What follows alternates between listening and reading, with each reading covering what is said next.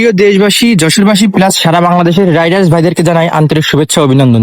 তো আমি আছি আজকে সাতক্ষীরায় সারা বাংলাদেশের সব থেকে বড় রাইডার্স টিম বাইক বিডি তারা একটি প্রোগ্রাম অ্যানাউন্স করেছে, যেটাতে অংশগ্রহণ করার জন্য আজকে আমরা চলে আসলাম সাতক্ষীরায়। এখানে আছে আমাদের যশোরের সুনামধন্য ফায়ার রাইডার্স, আমরা আছি শঙ্করপুর রাইডার্স, যারা এই প্রোগ্রামে অ্যাটেন্ড করার জন্য চলে আসছে। তো প্রোগ্রামে কি কি থাকছে, এভরিথিং থাকছে এই ভিডিওতে। তো চলুন শুরু করা যাক। তো আমরা সকল ভাই ব্রাদার মিলে একত্রিত হয়ে চলে গেছিলাম টার্মিনালে, যেখানে ছিল ফায়ার রাইডার্স এবং শঙ্করপুর রাইডার্স। এই দুই গ্রুপের সকল ভাই ব্রাদার মিলে একত্রিত হয়ে গেলাম টার্মিনালে এবং সেখান থেকেই সাতক্ষীরার উদ্দেশ্যে রওনা হয়ে গেলাম। এখানে দুই গ্রুপ মিলে বাইক ছিল মোট 14টা মতো এবং আমরা ছিলাম 26 জন সদস্য, যারা একত্রে সকল ভাই ব্রাদার মিলে মজা মাস্তি করতে করতে চলে গেলাম সাতক্ষীরায়। তো আমাদের সাতক্ষীরার লোকেশনটা ছিল মন্টু মিয়ার আমবাগান মুজাফফর গার্ডেন রিসর্ট। তো আমরা চলে আসলাম মুজাফফর গার্ডেন এন্ড রিসর্টে। এসে মাত্রই ভিতরে ঢুকে গেলাম এবং ভিতরের পরিবেশ দেখতে দেখতে লাইন বাই লাইন চলে গেলাম ভিতরে, যার পরিবেশটা ছিল অনেক সুন্দর। তো আমরা সিরিয়াল বাই সিরিয়াল ভিতরে যেতে লাগলাম। এখানে ছিল বিভিন্ন ধরনের মোটরসাইকেল, যেখানে দামি দামি বাইক ছিল অনেক। তো আমরা সেই স্পটে অবশেষে চলে আসলাম, যেখানে ছিল বড় একটা এন্ট্রি গেট এবং গাড়ি রাখার পার্কিং এর সুব্যবস্থা। তো আমরা এন্ট্রি গেট পার হয়ে চলে আসলাম পার্কিং এর, যেখানে গাড়ি পার্কিং করার জন্য ছিল বিভিন্ন ধরনের সুব্যবস্থা। তো আমার ভাই বিরাদার মিলে সবাই এখানে গাড়ি পার্কিং করলাম এক একে সিরিয়াল বাই সিরিয়াল। এখানে দিয়েছিল আমাদেরকে একটা করে স্টিকার, যেটা গাড়িতে মারার জন্য, বোঝার জন্য যে আমরা তাদের প্রোগ্রামে আসছি, রয়্যাল বেঙ্গল ক্যাম্পিং ফেস্ট 2025। এখানে ছিল 4 থেকে 500 বাইক, যে 500 বাইকার ভাইরা যশোর 64 জেলা থেকে আশপাশ জেলা থেকে এসেছে এই প্রোগ্রামে অ্যাটেন্ড করার জন্য। তো আমরা গাড়ি পার্কিং করে এসব ফর্মালিটি মেনটেন করে চলে আসলাম এন্ট্রি গেটের সামনে, যেখানে আমাদের অভিনন্দন জানানোর জন্য বাইক বিডির পক্ষ থেকে ছিল ভলেন্টিয়ার ভাইরা। ওখানে যাওয়া মাত্রই আমাদের সিরিয়াল নাম্বার অনুযায়ী আমাদেরকে দিয়ে দিল একটা করে বাইক বিডির পক্ষ থেকে ব্যাস লাইট, এবং আমাদেরকে দিয়ে দিল দুপুরের খাবার, রাতের খাবার এবং পরের দিন সকালের খাবার, এবং ওখানে ঘোরাফেরার জন্য এবারে সবকিছু মিলাই কিছু টোকেন দিয়ে দিল, যে টোকেনের মাধ্যমে আমরা ঘোরাফেরা খাওয়া দাওয়া করতে পারবো।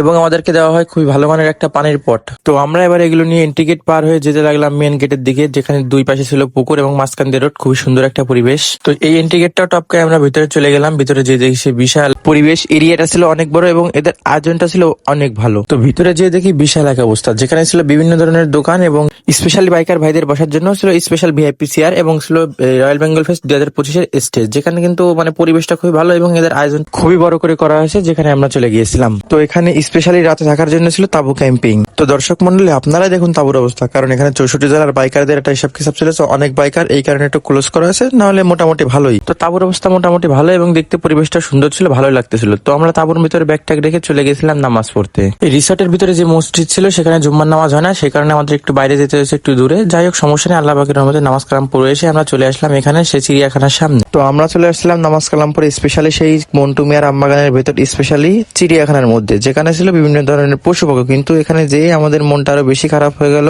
কারণ এখানে যে পশু পাখি ছিল তাদেরকে ভালো মতো খাওয়া দাওয়া করতে দেওয়া হয় না, সেই কারণে তারা ছিল বেশ অসুস্থ। এখানে ছিল বিদেশি প্রজাতির পার্সিয়ান কুকুর, বিভিন্ন প্রজাতির কবুতর ছিল এখানে, এবং পাখি রাখার জন্য স্পেশাল ঘর ছিল।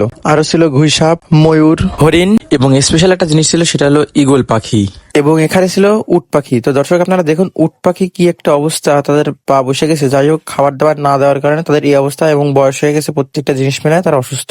তো এই চিড়িয়াখানায় স্পেশালি আমার একটা জিনিস দেখে খুব ভালো লাগছে, সেটা হলো এই কুকুর।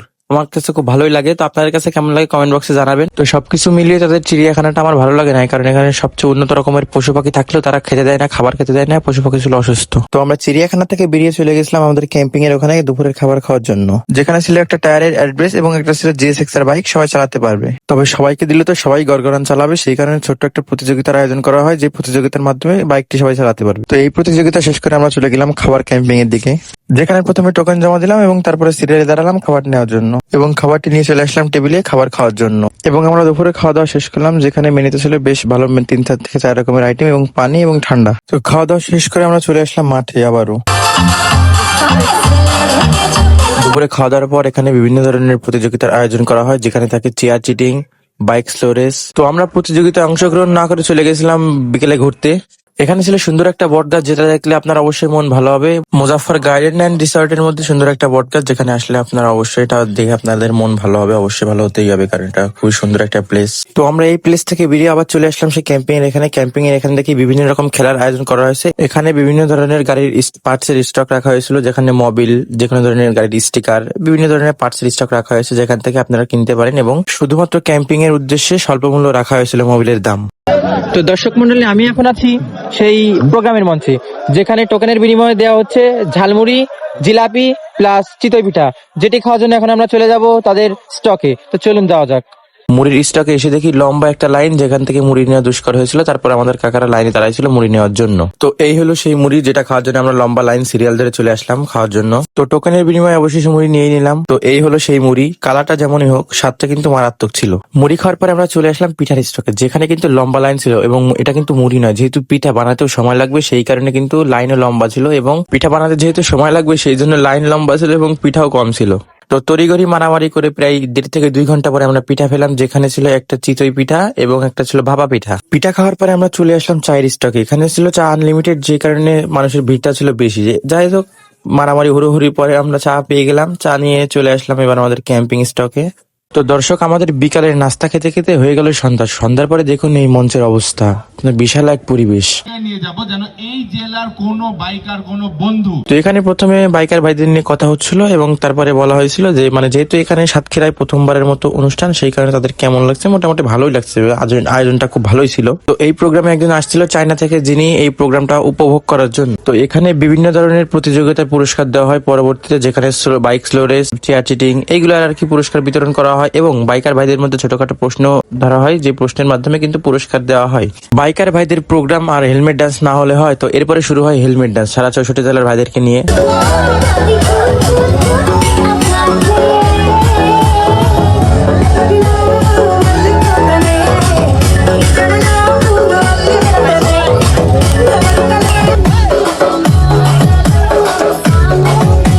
হেলমেট ডান্সের পরে এখানে কিন্তু করা একটা কনসার্টের আয়োজন করা হয়, যেখানে আমরা উপস্থিত ছিলাম।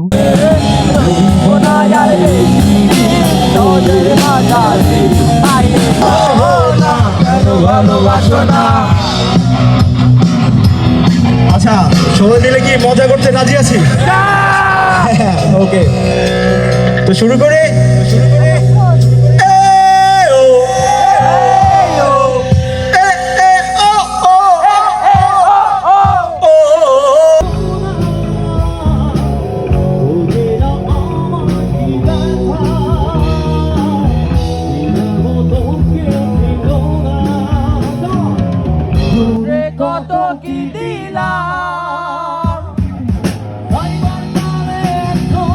তো এই কনসার্ট শেষ করে আমরা আবার টোকেন জমা দিয়ে রাতের খাবার খাওয়ার জন্য চলে আসলাম। ভাই ব্রাদার সকল মিলে বসে পড়লাম টেবিলে। তো প্রথমে পানি এবং ঠান্ডা মজা দিয়ে দিয়েছিল আমাদেরকে। তো প্রথমে আমাদের দিয়ে দিয়েছিল রাইস, বেগুনি, ডাল এবং সালাদ। তো এরপরে আমাদের দেওয়া হয় চিংড়ি মাছের মালাইকারি। তারপরে দিয়ে দিয়েছিল আমাদেরকে খাসির মাংস, যেটা স্বাদ মোটামুটি ভালোই ছিল। এবং তারপরে দেওয়া হয় আমাদেরকে ফেইনি। এটা হলো লাস্ট আইটেম, যেখানে 4 থেকে 5টা আইটেম ছিল মোট। তো এই অবস্থানে আমরা খাওয়া দাওয়া শেষ করে আবার আমরা চলে আসলাম আমাদের মঞ্চে। তো এই প্রোগ্রামের সর্বশেষ অনুষ্ঠান ছিল র্যাফেল ড্র, যে র্যাফেল ড্রয়ের মাধ্যমে সারা বাংলাদেশের ভাইদেরকে গিফট দেওয়ার একটা উদ্দেশ্য ছিল, যেন কেউ নিরাশ না হয়। তবে আমাদের শঙ্করপুর রাইডার্সের ভাই ব্রাদাররা কিন্তু অনেক পুরস্কার পেয়েছে এবং শেষ হাসিটা কিন্তু আমরাই এসেছি, কারণ আমাদের শঙ্করপুর রাইডার্স পেয়েছে সর্বোচ্চ একদম বড় একটা গিফট, যেটা ছিল 7 থেকে 8 হাজার টাকা দামের একটা হেলমেট। তো এই প্রোগ্রামের শেষে তো এখানে তাবু ক্যাম্পিং ছিলই এবং ছিল বোন ফায়ারের একটা হিসাব কিতাব, যেখানে আমরা ছিলাম না রাতে, আমরা চলে আসছিলাম যশোরের উদ্দেশ্যে রওনা দিয়েছিলাম। সাতক্ষীরা মুজাফর গার্ডেনে তাবু ক্যাম্পিং, যে ক্যাম্পিংটি অ্যানাউন্স করেছে সারা বাংলাদেশের সব থেকে বড় Riders team bike BD. Specially তাবু ক্যাম্পিংটি ইনভলভ করেছে রয়্যাল বেঙ্গল ক্যাম্পিং ফেস্ট 2025। এই প্রোগ্রামে সারা বাংলাদেশের 64 জেলা থেকে বাইকার ভাইয়েরা অ্যাটেন্ড করেছে এবং তাদের কারণে এই প্রোগ্রামটি সুন্দর এবং মনোমুগ্ধকর পরিবেশে সফল হয়েছে। ধন্যবাদ বাইক বিডি, ধন্যবাদ রয়্যাল ক্যাম্পিং ফেস্ট 2025, যাদের কারণে আমরা এত সুন্দর একটি প্রোগ্রামে অ্যাটেন্ড করতে পেরেছি। তো এই হলো আজকের ভিডিওটি ভালো লাগলে শেয়ার করে দিয়েন, পেজটি ফলো এবং চ্যানেলটি সাবস্ক্রাইব করে সাথেই থাকুন।